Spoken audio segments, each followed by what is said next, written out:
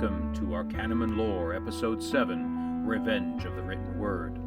This episode shines a spotlight on the power of the written word from the revolutionary invention of the printing press in China, and then 1,000 years later by goldsmith and inventor Johannes Gutenberg when he created his printing machine around 1450 AD. To the case of mistaken identity when a brother died and the newspaper printed an obituary of Alfred Nobel instead.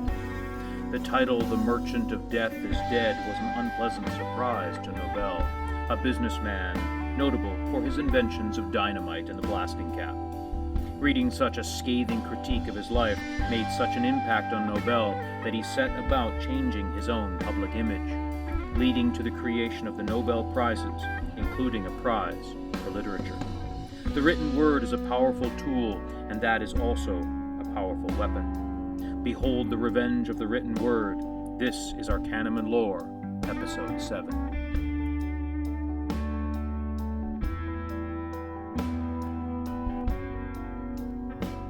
This episode features creative works by Charles Darnell, Ernest Hemingway, Thom Woodruff, Billings, Spartakos Anagnostaras, Jeff Pettigrew, Brigid Cooley, and Langston Hughes, with fantastic quotes by Gore, Vidal, and Henry Miller.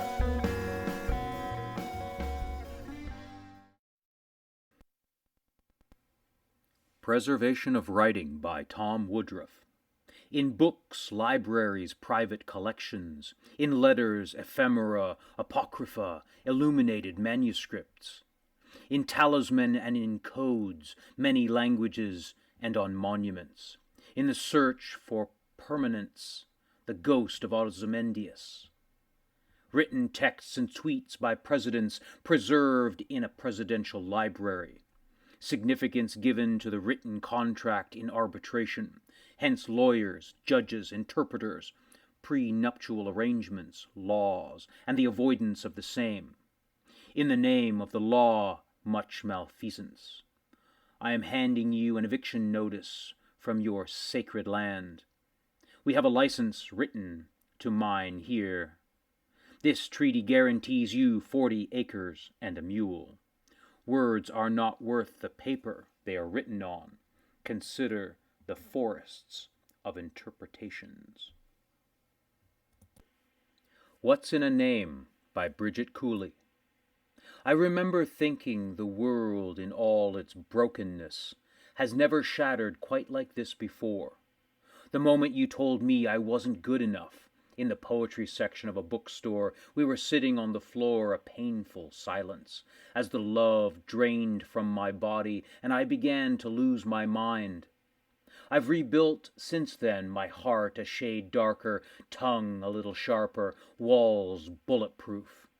Most days I don't think of your paper-cut promises or do-overs. Most days you never cross my mind.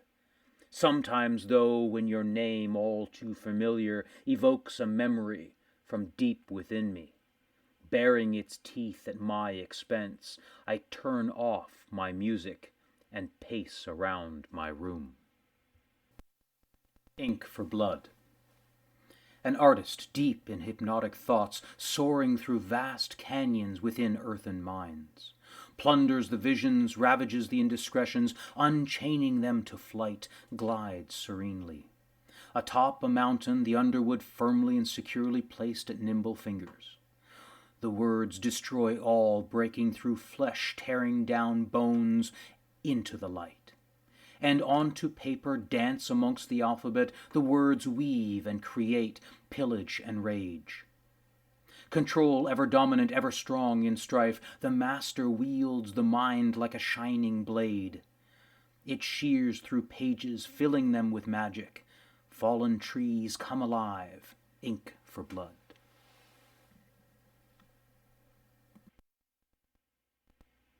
Fantastic quote by Henry Miller. Writing, like life itself, is a journey of discovery. The adventure is a metaphysical one. It is a way of approaching life indirectly, of acquiring a total rather than a partial view of the universe. The writer lives between the upper and the lower worlds. He takes the path in order eventually to become the path himself. In regards to Eddie's dilemma, Fish Don't Climb Trees by Chris Billings. Some were in my family, my circle of friends, some I didn't know, as I stood helplessly by, watching as they did what men do. Yielded a hammer, turned a wrench, fixed things, built things, making me feel less than because I was never mechanically inclined. It used to bother me, it used to weigh heavy on my mind. But the years have taught me different. Age has let me realize that I can indeed design things, build things, fix things, not as a blacksmith, but as a wordsmith. And I've found that this is just as meaningful and helpful and necessary, because society needs poems and art and stories just as much as it needs elbow grease. There are those who build with their hands, there are others who fix with words. There are the fortunate few who can do both, and I'm good with that. Flight of Words by Charles Darnell. There they go. I knew it would happen. They were hanging around, pecking at the surface, eating the rich suet lying about in my brain. Sated now, they have flown off, not even a scratch left on this white page. The Nobel Prize Speech by Ernest Hemingway. No faculty for speech-making and no command of oratory nor any domination of rhetoric, I wish to thank the administrators of the generosity of Alfred Nobel for this prize. No writer who knows the great writers who did not receive the prize can accept it other than with humility. There is no need to list these writers. Everyone here may make his own list according to his knowledge and his conscience. It would be impossible for me to ask the ambassador of my country to read a speech in which a writer said all of the things which are in his heart. Things may not be immediately discernible in what a man writes, and in this sometimes he is fortunate, but eventually they are quite clear, and by these and the degree of alchemy that he possesses, he will endure or be forgotten. Writing at its best is a lonely life. Organizations of writers palliate the writer's loneliness, but I doubt if they improve his writing. He grows in public stature as he sheds his loneliness, and often his work deteriorates. For he does his work alone, and if he is a good enough writer, he must face eternity, or the lack of it, each day. For a true writer, each book should be a new beginning, where he tries again for something that is beyond attainment. He should always try for something that has never been done, or that others have tried and failed. Then sometimes, with great luck, he will succeed. How simple the writing of literature would be if it were only necessary to write in another way what has been well written. It is because we have had such great writers in the past that a writer is driven far out past where he can go, out to where no one can help him. I have spoken too long for a writer. A writer should write what he has to say and not speak it. Again, I thank you.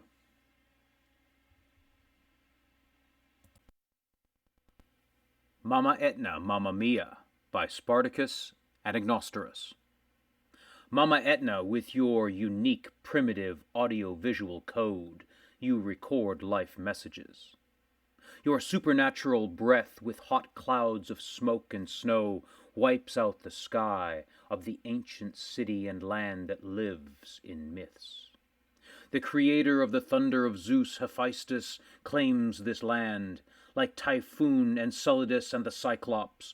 Also the people who question their nature claim in her womb the cradle of their eternity. Their immortality rests in the necropolis, a city under the gates of stars. Mamma Etna cares in her silence and absence. Her hot blood boils and becomes a red river that blends her erotic spirit with the future of the green vineyards, the shelters of the sacred juice of Dionysus. Their union is a delusion. From it springs life and death, chaos and creation, end and beginning. Don't be deluded by this lucid and infinite nymph from the primordial earth.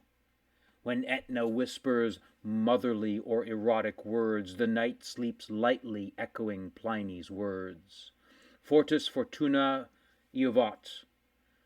Mama Etna, fortune favors the brave ones when life springs from death. Fantastic quote by Gore Vidal. We don't even know what our cage looks like because we have never seen it from the outside. Written in Touch by Thom Woodruff. Half-life. Whoever you touch for life. There are no accidents, no casual flings, no one-night stands. Karma needs completion. We are problem and solution.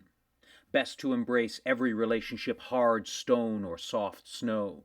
Whether you remember all that happened, always someone does. No matter the initial linking, continuance affirms on many levels. Whether it be sexual, spiritual, intellectual, or all of the above. Friendship, companionship, affection, respect, love. All compound as an emotional investment for both, or one, or all. And all affiliations linked in this confluence of continuance. Feel back to how you felt with each particular one. Emotions return to build your specific heart home, wherein you dwell, whether as a group soul or a private allotment, you are connected. And time brings more than memories. We are never really gone. In fact, we never leave. And this is cause for happiness and joy in celebration, never to grieve. Little Old Letter by Langston Hughes. It was yesterday morning. I looked in my box for mail. The letter that I found there made me turn right pale. Just a little old letter, wasn't even 1 page long, but it made me wish I was in my grave and gone. I turned it over, not a word writ on the back. I never felt so lonesome since I was born black. Just a pencil and paper, you don't need no gun nor knife. A little old letter can take a person's life.